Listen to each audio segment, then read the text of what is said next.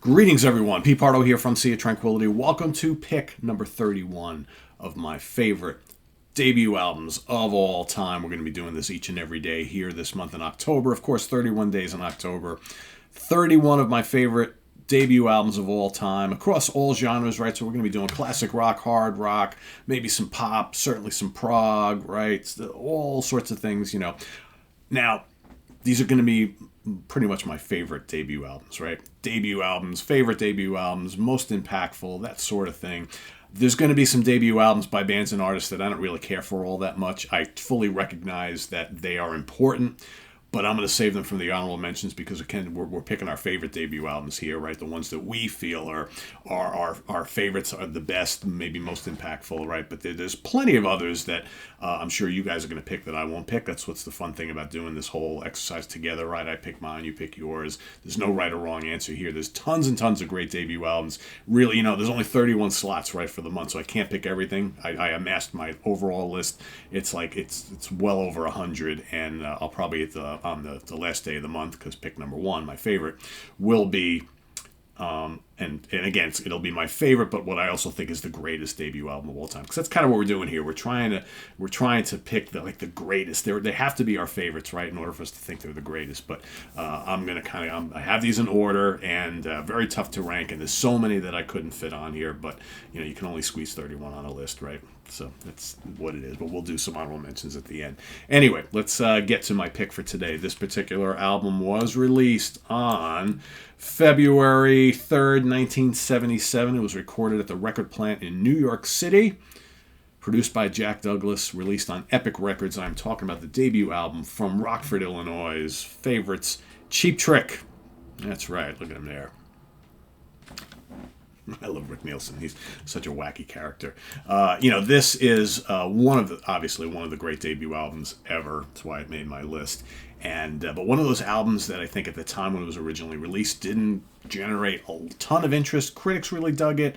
It sold okay, but nothing spectacular. But this would go on to obviously become a much heralded album over the years due to the success that the band would have after they released this, right? Of course, they had, a couple other studio albums. Then the Budokan record, that really blew up for them, and that would kind of help the band's status in the albums that came out before the live record. And so a lot of people go back and look at this debut album. It's like, what a great debut album, right? Yes, of course. Too bad more people didn't recognize it when it was released. But I think now, looking back on it, yeah, it's one of the greats. Of course, Robin Zander, lead vocals, rhythm guitar. Rick Nielsen, guitars, lead guitar. Mandocello, backing vocals. Tom Peterson, bass guitar, backing vocals. And Bunny Carlos, drums and cigarette, right?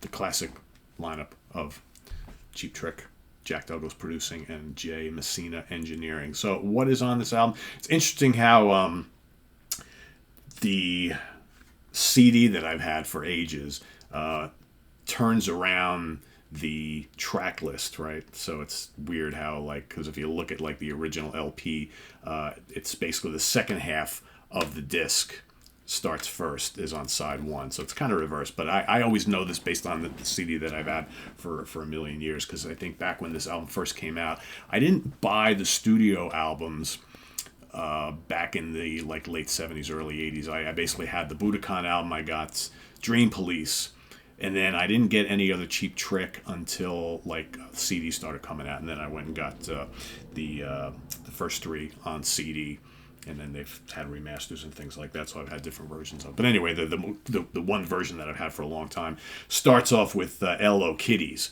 right? So it's kind of reverse here. So I'm going to go by that track listing. Those of you who have always had the original vinyl, it starts with Hot Love. But L.O. Kitties is just such a terrific opener. To me, that's the opener on the album. That should have been the opener on the album. It's just so energetic and just so raw and fun.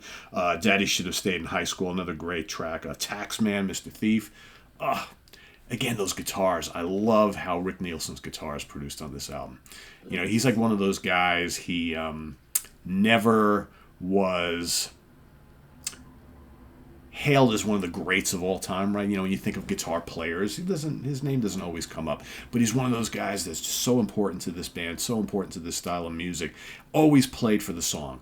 Compact, catchy riffs, solos when needed, right? Tasty, short, sweet. he's never a big, doing lots of constant changing riffs and all this kind of stuff and loads of solos and long solos. Was never Rick Nielsen, but one of the greatest guys ever that plays perfectly for what the song needs. And on this album, the tone is just monstrous on this album. I think this to me is one of the great Cheap Trick albums as far as like when it comes to Rick's guitar playing and the choice of riffs and just the overall production is just amazing.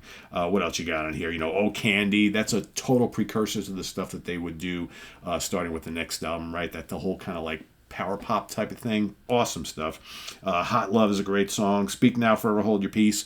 Great cover there. Again, you got some real great guitar playing from Rick on that. He's a Whore, loads of fun, raucous, just love it. Mando Cello, what a cool kind of moody, just interesting atmospheric song, right? Love it. Great vocals from Robin. And the Ballad of TV Violence, that's incredible. That's so much energy there. Just this whole album is just filled with energy, filled with great hooks and just tasty guitars and just this young attitude, like we're here, we want to take over the world, right? And you can kind of hear their influences, right? There's certainly some like Beatles stuff going on here, the energy of the Who, right? You can tell that they really studied their British invasion stuff, right? They had it all, and such a unique look for the band, right? I mean, look at these guys. Did they look like your typical rock stars? No, not at all, right? But that was so cool about them, right? And so unique. And obviously, the band has endured. They're still out there touring. They've released some pretty damn good albums in recent years, right? So still really doing it, and you gotta love it. But like I said at the time, this album didn't set the world on fire. This only peaked at 207 in the top 200 album charts here in the States. So just, not a big album. Again, like I said, they would go on to release stuff after this that would obviously generate a lot more interest, and then they would really blow up with the Budokan album. But and the Dream Police was a big seller too. They did really well through the 80s. But yeah, so many mandatory Cheap Trick songs on here. I mean, Hello Kitty's Taxman, He's a Whore, Ballad of TV Violence, Daddy Should Have Stayed in High School. I mean, just so many really, really great songs on here. Cry, top to bottom, loads and loads of fun.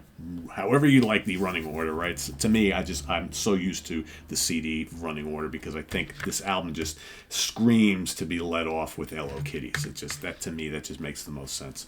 But, your mileage may vary depending on what you kind of grew up with listening to this album. So, anyway, that is my pick for today.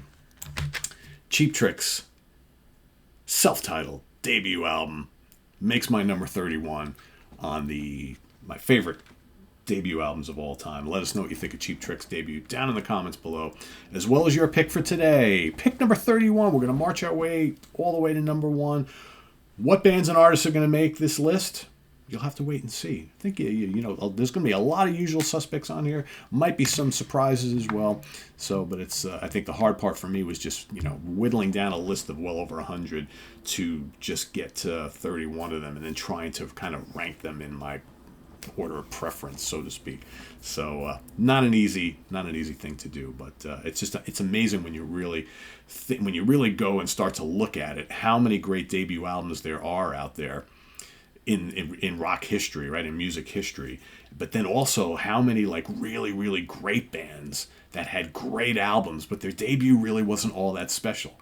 So that's the really interesting thing, because there's a lot of bands that are among my favorites that, like, that debut album, yeah, it's pretty good, but would it make a list like this? No, not really.